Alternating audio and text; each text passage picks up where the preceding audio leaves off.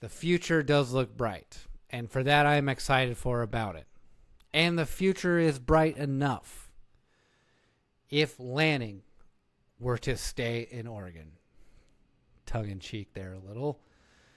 Because with the large news surrounding college football, Brian Kelly just got fired at LSU. Billy Napier got fired. James Franklin got fired. Who else? I think there was plenty more that got fired. Anywho, big names, though, in college football got fired.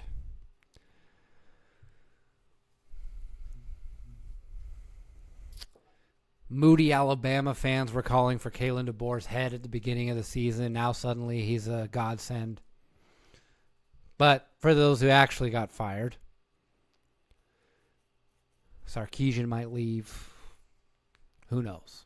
But for those who actually got fired, obviously everyone is speculating about Dan Lanning taking one of those jobs, like they've done the past 2-3 years. And, of course, you have SEC fans trying to troll Oregon fans about Dan Lanning leaving and going home, if you will, to the Southeastern Conference. Because Oregon is just a stepping stone university. That's the narrative they're trying to push.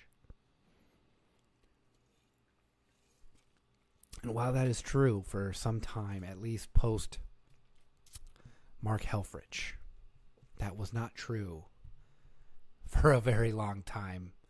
Basically since the inception of Oregon's program in 1894. It was actually very insular, and they always try to hire from within, and they always like to have long-tenured coaches. The recent coaching carousel through Oregon was an anomaly. It was the exception, not the rule.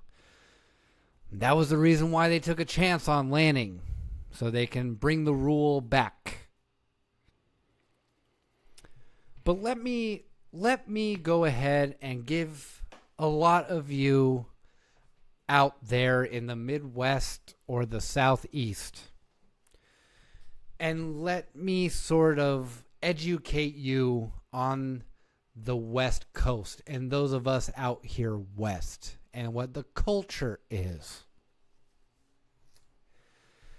Now, I understand the stereotype of the granola hippie that surrounds Eugene and the rest of the West Coast, like LA and San Francisco and Seattle, Portland in particular. And granted, there's some truth to that. I grew up in Eugene. My grandparents lived their whole lives basically in the Bay Area. I now live in San Diego. I've lived in Portland for a year, my freshman year of college.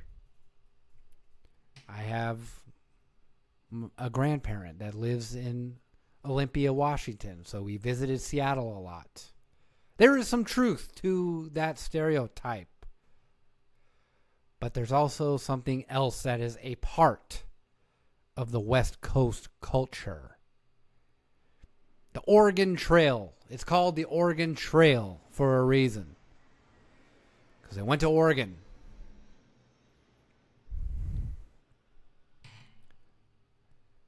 And it wasn't just the Oregon Trail. It was the entire West Coast. Go west, young man.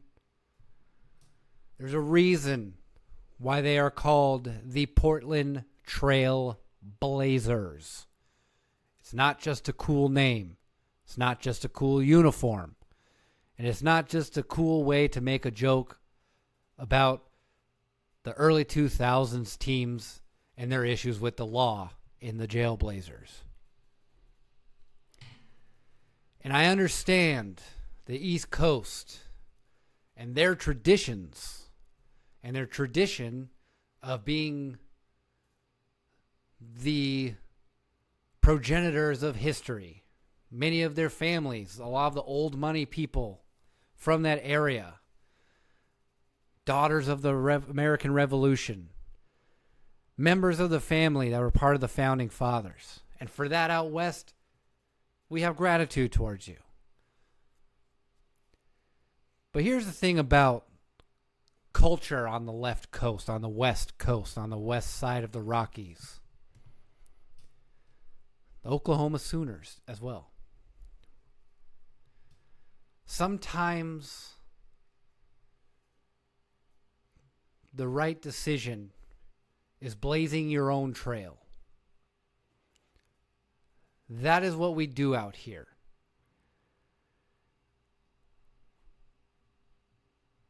And that is sort of part of a lot of American culture, because even the traditional founder types, they came from Britain in search of religious freedoms on the British colonies on the east coast of what eventually became the United States.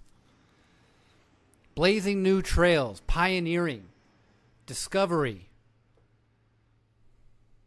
the call of the wild. That is still embedded in the culture of the West Coast. Which is why a lot of people don't understand why Oregon tapped in to new uniforms, building new facilities, trying new things, blazing the trail. That's the mindset that we have over here. We have what works. Let's go find out what else works.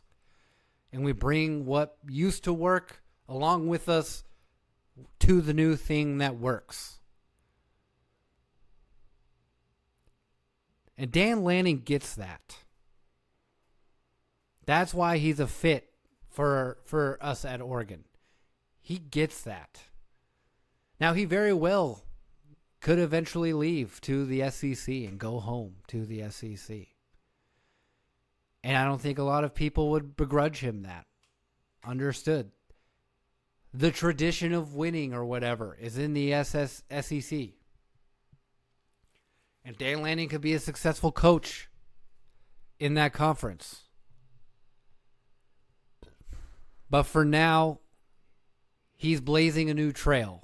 He understands that mindset of breaking through, finding the new thing you can build upon, building something from nothing.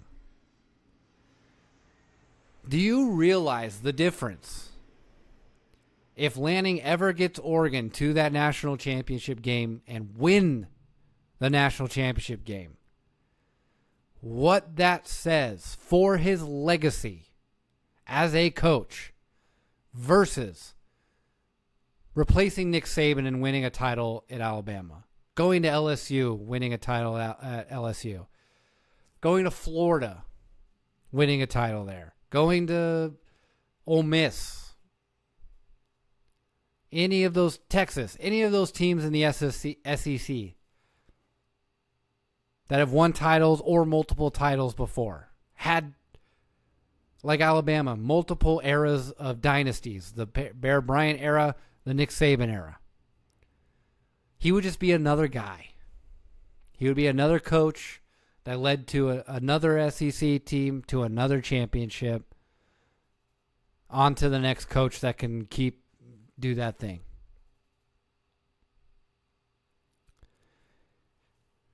And because Dan Lanning has the mindset that is the same as the mindset on the West Coast, he understands. And sometimes for guys like him, the best decision is to break new ground somewhere else.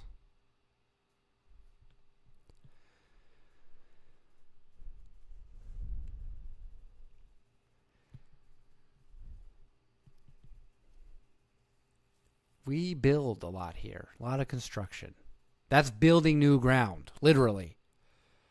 You're creating new retail space for more people, more housing for people to move to, so on and so forth. You are building, growing, expanding, innovating. Silicon Valley is on the West Coast. Not for probably much longer, but for now on the West Coast. Sometimes it's fine to follow your father's footsteps. But sometimes it means something a little different to make your own path. And it doesn't mean you leave the father's business. Maybe you'll take your father's business to the next level. But sometimes you have to blaze your own trail. And that's what Dan Lanning understands.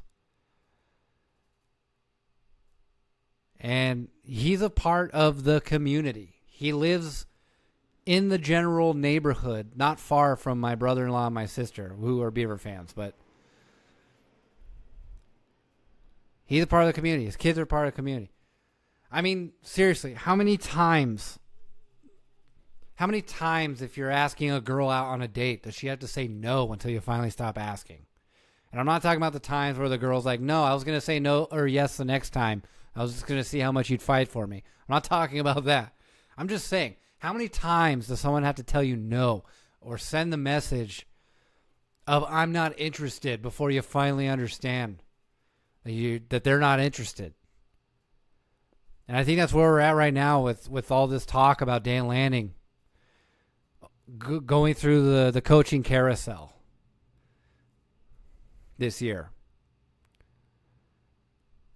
And hey, if all of us Duck fans are crazy wrong and he ends up leaving tomorrow, that sucks. That really sucks. And that's a bummer because that would probably mean that we wouldn't like Dan Lanning anymore. But